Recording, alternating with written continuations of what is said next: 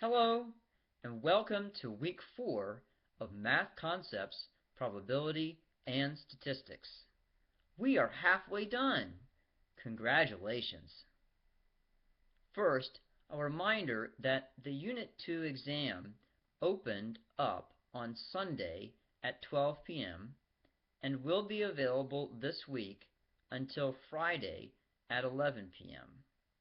Make sure that you complete it by the deadline.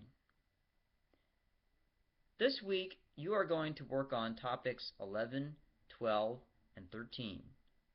Up to this point, we have been learning about statistics.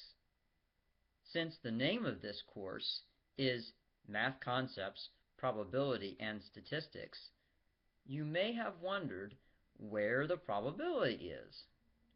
Well, wonder no longer, because we jump into probability this week.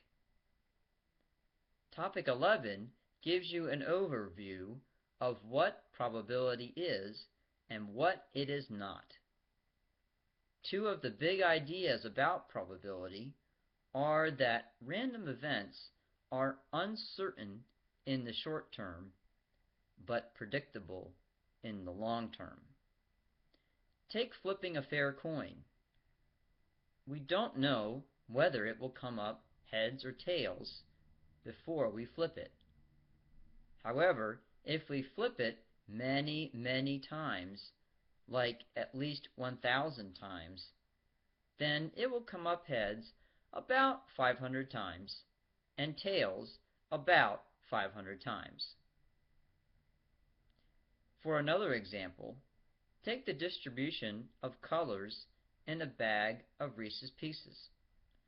You are going to buy a bag of Reese's Pieces and count the color distribution for a sample of 25 candies. There may be more than 25 candies in your package of Reese's Pieces. That's okay. Just count out 25 candies and then record how many candies of each color you observe. After that, you are free to eat the candies, or you can give them to someone who likes Reese's Pieces, or you can share them with someone else. Just don't start eating them as soon as you open the package. In topic 12, you will learn about normal distributions. As you have learned, every variable has a distribution that tells us what values or levels the variable takes on and how often it takes on those values or levels. The normal distribution describes a lot of quantitative variables very well, so that's why we study it in this course. It will also play a starring role in our study of the central limit theorem in topic 13. Now, to make calculations about probabilities that involve normally distributed variables, we will have two options. We can do them by hand using Table 2 or using an applet.